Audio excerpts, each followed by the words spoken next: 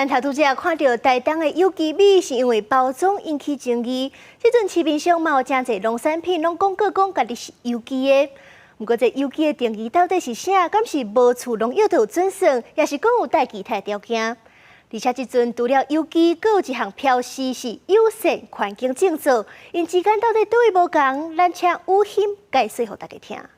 是主播市面咧卖话讲有机，敢真正是有机？到底安怎做才会当讲是有机？咱做来看，伫咧台湾有机农产品这个名词是受法律规范的国家标准。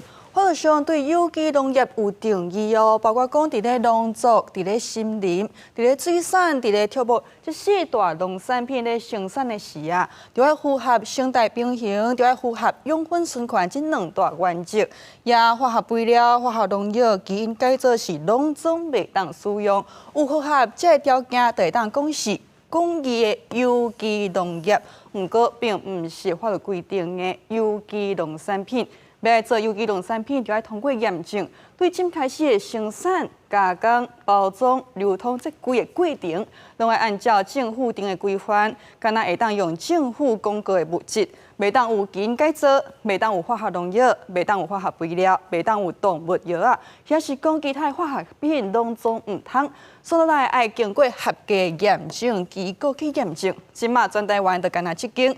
全国认证基金会伊有摕到农业部许可，摕去审查有过，不过毋是讲通过就好，通过了后，佮会逐年去检验，差不多2档至3档的转型期，2档至3档的转型期结束了后，才会当讲是有机农产品。农产品的原产地就要是台湾，才会当打一个标章。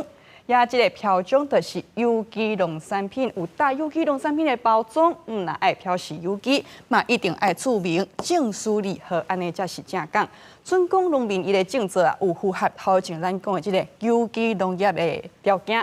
毋过呢，伊无送去检验，无送去验证，是加入推广团体来做即个友善环境种植，安尼都袂当讲是有机。无验证是做即个友善种植，遐是讲。有验证，验证有合格。